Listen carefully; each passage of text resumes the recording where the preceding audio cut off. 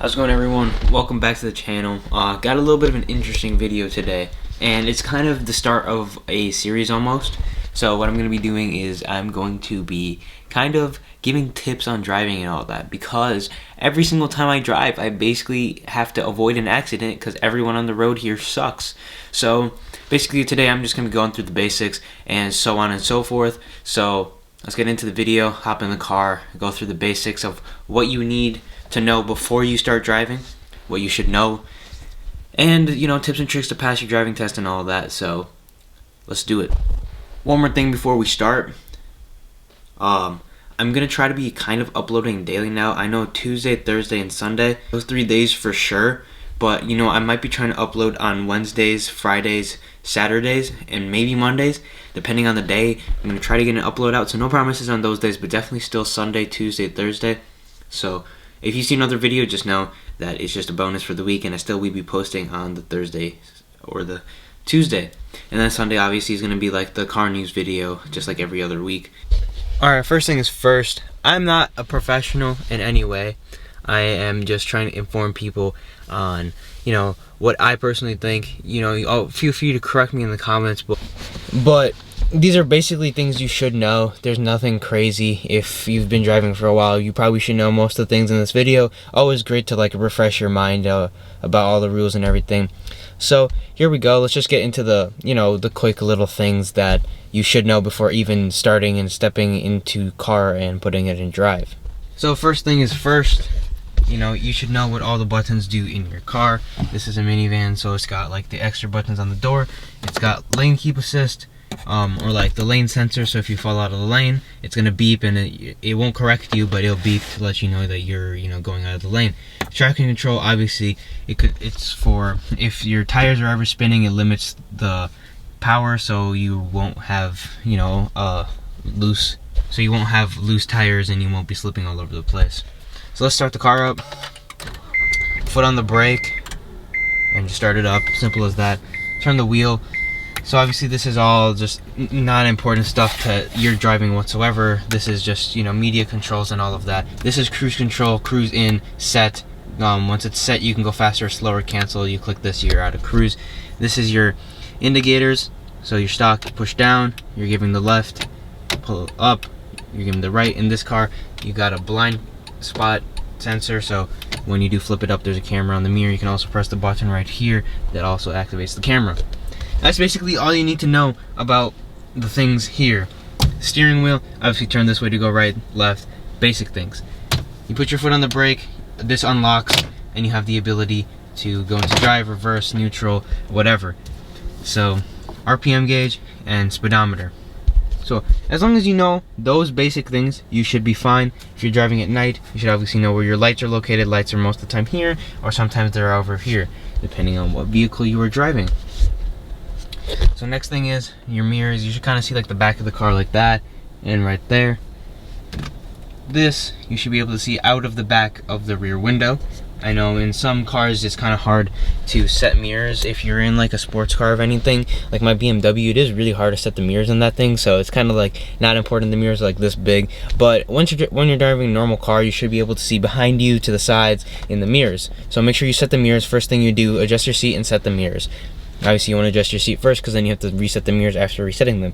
So once all of that is done, make sure you have your seatbelt on, because there's literally no point in not wearing a seatbelt.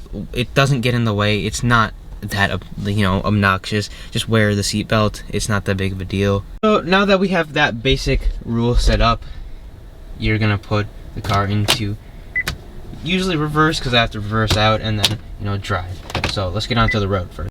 Alright, so now that we're going, you just want to kind of roll onto the gas, get going up to speed. That's something that a lot of people, when they're first driving, they put too much gas, give the car a little bit too much, and then you start jerking. You either push the brake too hard, or you don't push it hard enough. You just want to roll onto the gas. It's kind of pretty simple. Obviously this isn't an automatic transmission. Make sure to check out the video of me driving a manual transmission if you're interested in that. It'll be popped up on the screen right here. So always just follow the speed limit, easy as it can be. Roll. It's just light on the gas, and then light on the brakes. It just takes a little while to get used to, but once you're used to it, it's not that hard. It's fairly simple. Just try to maintain your speed.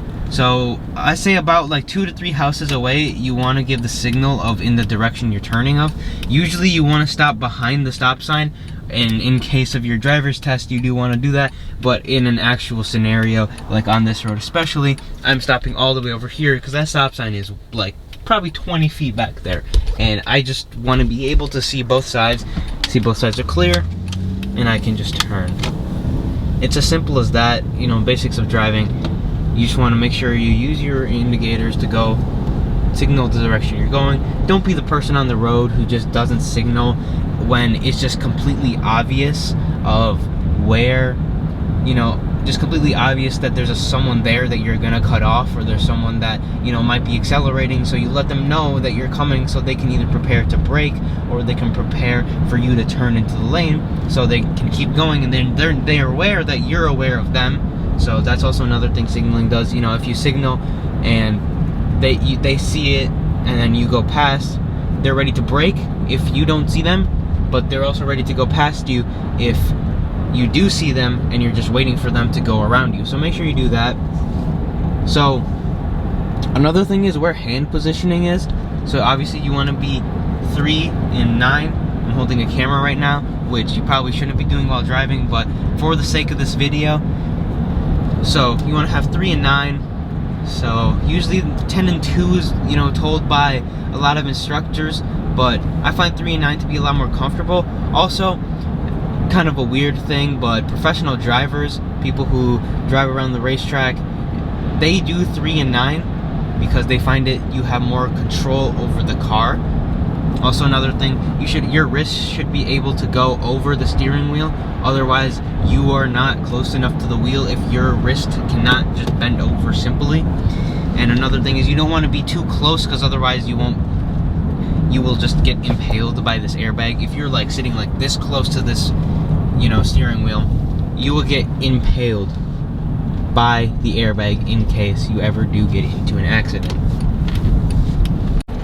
So another thing you need to know in driving, another basic tip, is your blind spots. Your blind spots are the place in between your mirrors where there could be a car. So basically right here over your shoulders on both sides, that is your blind spot. So if you are ever turning, changing lanes on a highway, changing lanes on a normal road, you should check your blind spots because there could be a car. Obviously this car has a blind spot like thing, so right there, that the camera on the bottom, that's for the blind spot. The blind spot is right there. You got to make sure to look there if there's ever a, you know, whenever you're changing lanes, because otherwise you can just clip the front of a car. And it's just as simple as that to avoid an accident, just by looking over your shoulder and double checking that no one is there. I cannot tell you how many times this has happened to me where I'm like, okay, this car is definitely going to change turn lanes, and they just come over without even looking, and they just nearly clip the front of my car and just basically almost total my car. It's happened so many times and it makes me so mad. It's just as simple as that. You just gotta look over your shoulder. Oh, there's someone there. I'll either wait for them to go in front of me, or I'll wait for them to go in front of me, or I will slow down to go around them. It's as simple as that.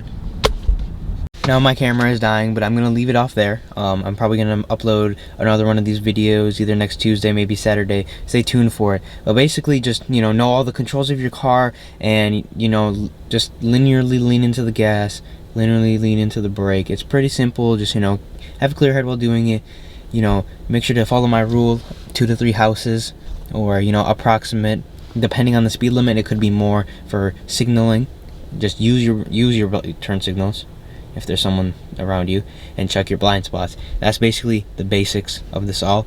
I will be teaching how to avoid accidents, how to become a defensive driver, and all of that. Just things I have learned and kept me safe and my passengers safe. So that's all for this video.